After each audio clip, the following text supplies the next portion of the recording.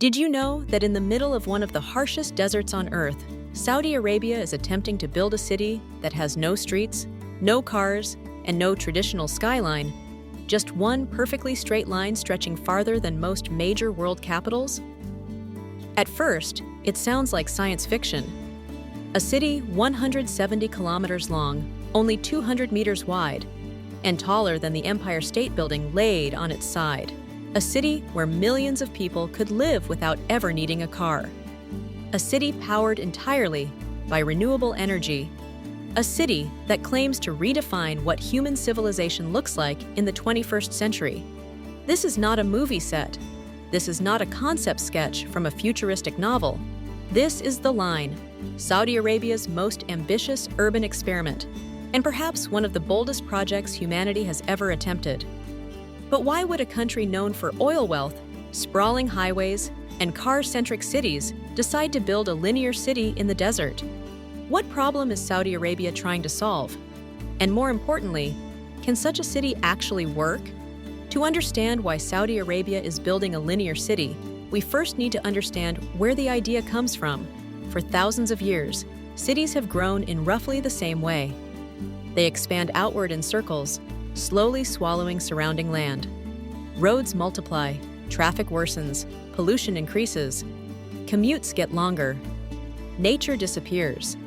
The modern city becomes efficient for machines, but exhausting for humans. Saudi Arabia believes this model is broken. According to its planners, traditional cities are no longer sustainable. They consume too much land, rely too heavily on cars, and produce enormous carbon emissions.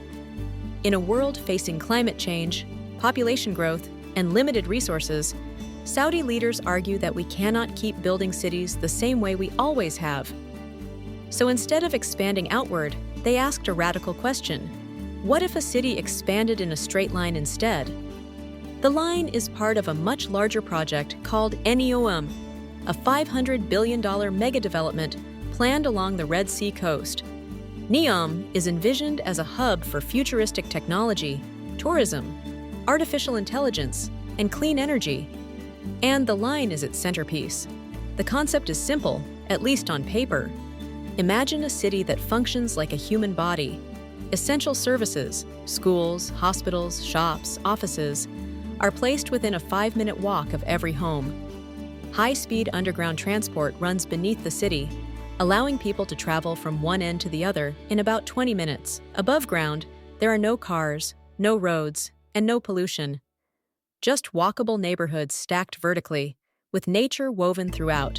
The city is designed to house up to 9 million people, roughly the population of New York City, on just a fraction of the land a traditional city would require. But why a line? Why not a circle or a compact megacity? Saudi planners argue that a linear design minimizes the distance between people and services. Instead of sprawling outward, everything is arranged along a single axis. This reduces infrastructure costs, preserves surrounding land, and creates equal access to amenities for everyone, at least in theory. There's also a symbolic reason. Saudi Arabia is undergoing a massive transformation under its Vision 2030 plan. The country wants to diversify its economy away from oil, attract global talent, and rebrand itself as a leader in innovation rather than fossil fuels. The line is meant to be a statement to the world. Saudi Arabia is not just changing, it's leapfrogging into the future. But this is where the mystery deepens. The line's design raises as many questions as it answers. For example, can humans really thrive in a city without traditional streets? Can a linear city avoid becoming socially isolating? What happens if part of the line fails? Does the entire system collapse? Critics argue that the project is less about urban efficiency and more about spectacle. Some architects and urban planners say the line ignores centuries of lessons about how cities naturally evolve.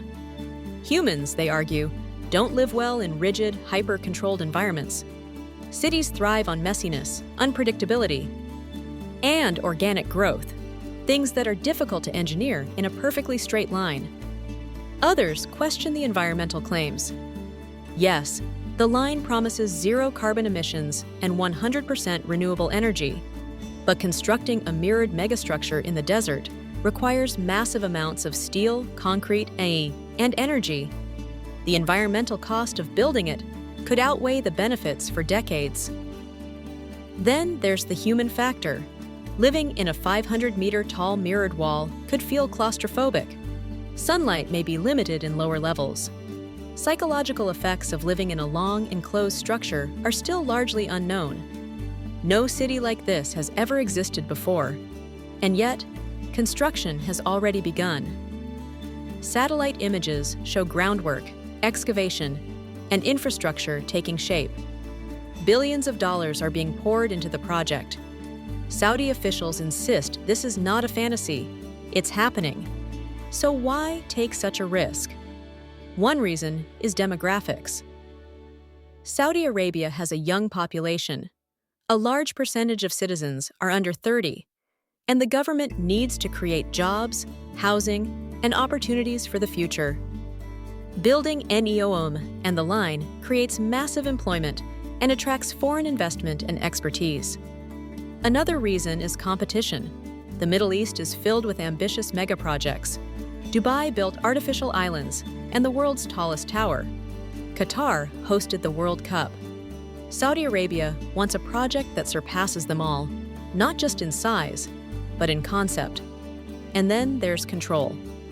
A city designed from scratch allows unprecedented levels of technological integration. Sensors, AI systems, automated services, and data-driven governance could manage everything from traffic flow to energy usage to security. Supporters see this as efficiency. Critics see it as surveillance. In the line, your movement, energy consumption, and daily habits could be monitored in ways no traditional city ever has been. This raises concerns about privacy, freedom, and who ultimately controls the system. Still, supporters argue that every major leap forward in history was once seen as impossible. Skyscrapers were once considered unsafe. Subways were once feared.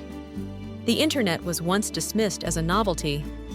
If humanity never took risks, progress would stop. Saudi Arabia believes the line could become a blueprint for future cities, especially in regions facing space constraints, climate challenges, or rapid population growth. But here's the haunting question that lingers over the entire project. What if it fails?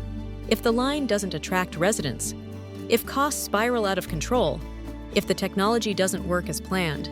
It could become the most expensive urban experiment in history. A futuristic monument to ambition, standing empty in the desert.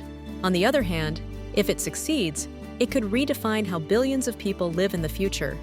A city without cars, without sprawl, without pollution. A city that challenges everything we think we know about urban life. So as construction continues, and the world watches closely, one mystery remains at the heart of it all. Is Saudi Arabia building the city of the future, or a futuristic illusion that humanity isn't ready for yet? And now the question is yours to answer. Why do you think Saudi Arabia is building a linear city? And do you believe the line will become a model for future cities or a warning for generations to come?